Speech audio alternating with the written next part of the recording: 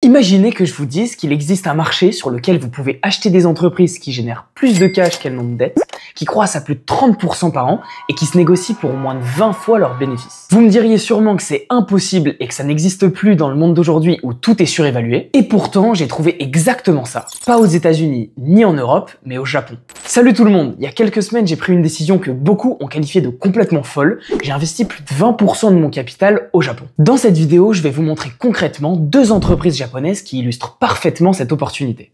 Smareji et Enj.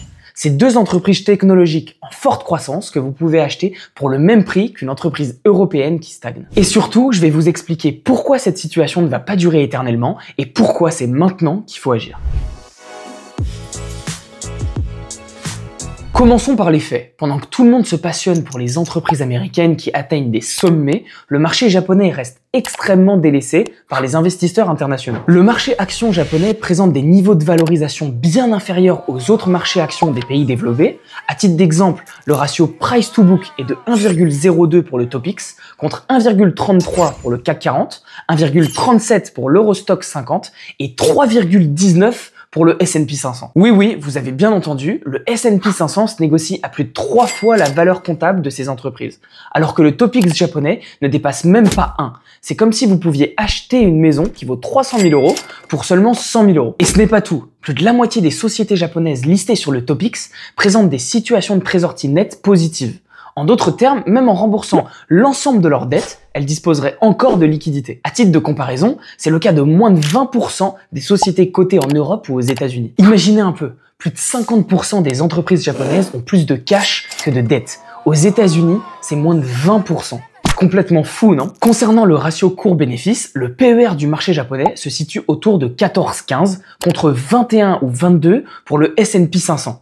Alors que leurs moyennes historiques sont pourtant similaires, autour de 16 à 17 fois les bénéfices.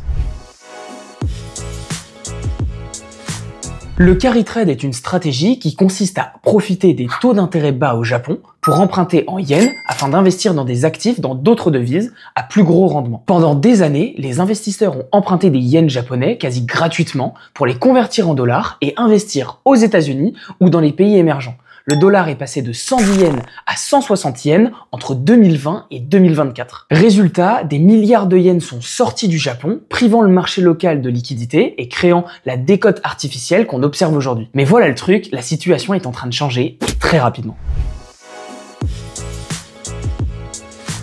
En août 2024, la Banque nationale du Japon a créé un véritable séisme en relevant ses taux d'intérêt. En janvier 2025, la BOJ a même remonté son taux de plus 0,50%. Une stratégie qui semble fonctionner puisque la valeur du yen face au dollar s'est appréciée de plus 13,8% entre juillet et septembre 2024 et de plus 11,9% entre janvier et avril 2025. Ce changement de politique monétaire force le débouclage des carry trades et donc les investisseurs doivent racheter des yens pour rembourser leurs emprunts, créant une demande artificielle pour la devise japonaise et par extension pour les actifs japonais. Nomura Holding, la plus grande société de courtage au Japon, a constaté que divers investisseurs recommençaient à emprunter le yen pour investir le produit de ces emprunts sur des actifs à haut rendement. Autrement dit, les flux de capitaux recommencent à revenir vers le Japon et ça fait plaisir à voir. Deuxième catalyseur, la réforme de gouvernance historique. Le deuxième élément qui me convainc, ce sont les réformes de gouvernance sans précédent menées par les autorités japonaises. En 2024, la Japan Exchange Group, JPX, a mis en place une stratégie de naming and unshaming. Concrètement, la bourse de Tokyo publie maintenant la liste des entreprises qui se négocient en dessous de leur valeur comptable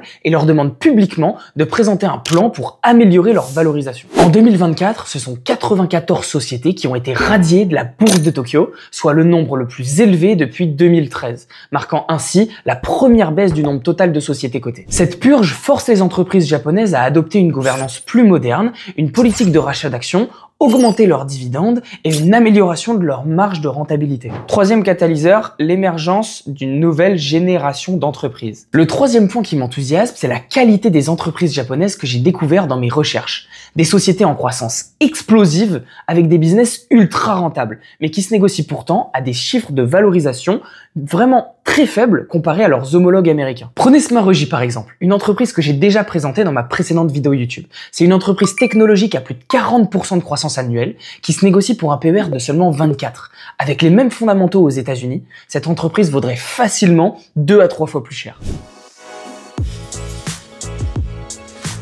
Ma stratégie est claire. Je m'expose à des entreprises en forte croissance sur des business avec des croissances explosives. Au Japon, j'ai trouvé exactement ce que je cherchais. J'ai choisi 3 entreprises principales avec une croissance supérieure à 35% par an et des projections de croissance complètement folles. Ces entreprises prévoient de doubler, voire tripler leur chiffre d'affaires d'ici 3 ans. Alors pourquoi j'ai choisi cette stratégie d'hypercroissance? Au Japon, contrairement aux États-Unis, vous pouvez encore acheter de la croissance explosive à prix raisonnable.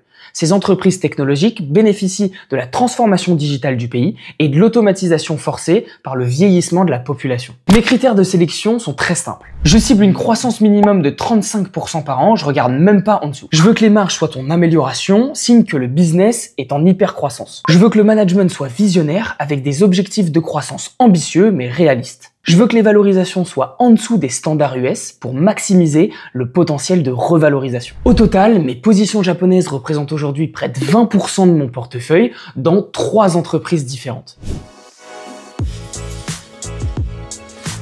Laissez-moi vous présenter en détail l'une de mes positions préférées. Smareji, c'est l'exemple préféré de ce qu'on peut trouver au Japon en ce moment. Smareji, c'est une entreprise technologique japonaise spécialisée dans les solutions cloud de points de vente. Leur business, c'est de fournir des systèmes POS aux restaurants, magasins et cliniques au Japon. Leur plateforme POS Cloud permet aux commerçants de mieux gérer leurs ventes, leurs stocks, leurs paiements et même d'automatiser la prise de commande dans les restaurants. C'est un SaaS avec des revenus récurrents qui représentent 88% du chiffre d'affaires total de l'entreprise. Au Q1 2025, le chiffre d'affaires a progressé de plus 38,8% à 2,531 millions de yens, mais le plus impressionnant, c'est l'ARR, le revenu récurrent annuel qui a explosé de plus 41,6% pour atteindre 6,607 milliards de yens. Smareji compte 37 391 magasins clients, soit plus 6 234 magasins sur un an. Le CEO vise 30 milliards de yens d'ARR d'ici 2031, soit une multiplication par 4 de la taille actuelle. Smareji se négocie pour un PER de 25 et un ratio prix sur cash flow opérationnel de 24. Si cette même entreprise était américaine, avec une croissance de plus de 40% par an, elle se négocierait facilement à 50 ou 60 fois ses bénéfices. L'entreprise représente aujourd'hui à peu près 8% de mon portefeuille et je pense qu'elle peut m'apporter un rendement d'au moins 30% par an sur les 5 prochaines années. La deuxième analyse que je vais partager avec vous aujourd'hui, c'est Enj, une entreprise qui illustre parfaitement le potentiel du marché japonais. Enj, c'est le service de sécurité cloud numéro 1 au Japon en termes de part de marché. Leur solution Enj One combine authentification multifacteur, protection contre le phishing et gestion centralisée des identités pour plus de 230 services cloud. Leurs clients payent un abonnement mensuel ou annuel par utilisateur. C'est un modèle SaaS classique avec des revenus récurrents prévisibles. Au Q1 2025, le chiffre d'affaires a progressé de plus 31,1% jusqu'à 2,510 millions de yens.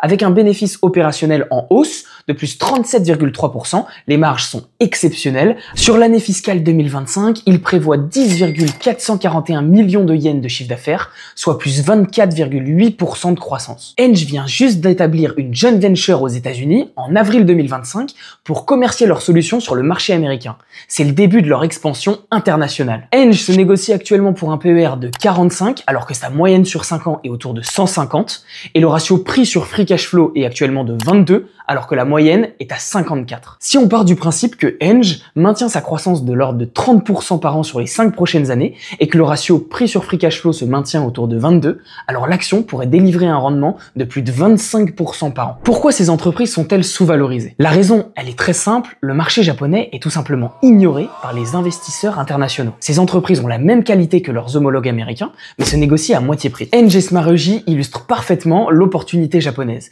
Des business models solides, une croissance forte, des marges élevées et des valorisations qui défient toute logique par rapport aux standards internationaux. Alors oui, il y a des risques à investir dans des entreprises japonaises et on va en passer quelques-uns en revue maintenant. Le premier risque, c'est le risque de change. Si le yen continue à se déprécier contre l'euro, alors mes investissements vont en souffrir, même si les entreprises et les actions des entreprises dans lesquelles j'ai investi vont performer. Le deuxième risque, c'est un risque structurel. Le vieillissement de la population, qui est déjà très avancé, pourrait freiner la croissance du pays.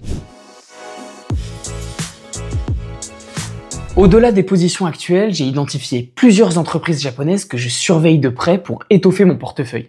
Je pense que le marché japonais représente une vraie opportunité et je compte bien investir un maximum de mon capital sur ce marché. Si vous voulez connaître plus en détail les entreprises que je surveille, n'hésitez pas à rejoindre mon Patreon. C'est le groupe privé dans lequel je partage davantage d'analyses et plusieurs choses que je peux pas partager sur les réseaux sociaux. Donc n'hésitez pas à rejoindre, le lien est en description. Alors, est-ce que je vous recommande de faire la même chose que moi? Pas forcément. 20% d'allocation sur un seul pays, c'est un choix personnel lié à mes convictions et à ma tolérance au risque. Mais je pense sincèrement que tout investisseur sérieux devrait considérer le Japon et devrait avoir au moins 5 à 10% de son portefeuille exposé aux entreprises japonaises.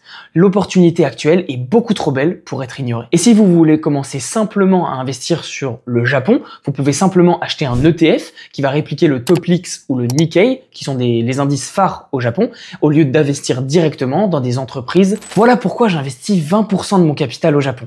Pas par un coup de tête, mais après des semaines d'analyse et de réflexion stratégique. J'ai passé énormément de temps à faire des recherches dans les entreprises dans lesquelles j'ai investi, mais aussi dans le marché japonais, et je suis particulièrement convaincu par ce que j'ai vu et c'est pour ça que j'ai investi aussi vite autant d'argent. Si vous voulez analyser comme moi des entreprises japonaises ou d'autres pays qui sont ultra intéressantes, n'hésitez pas à utiliser Stock Unlock, c'est l'outil que j'utilise au quotidien dans mon travail d'analyste. Je vous rappelle que en passant par le lien en description, votre abonnement vous revient à seulement 6 € par mois, ce qui est vraiment rien et vous pouvez tester très facilement l'outil. Alors n'hésitez pas à cliquer sur le lien en description. Cette vidéo a été particulièrement dense et dure à préparer. Alors n'hésitez pas à me dire en commentaire si ça vous a plu et si vous voulez que je détaille certains points dans d'autres vidéos. Et n'oubliez pas, en investissement, les meilleures opportunités se trouvent là où personne ne regarde.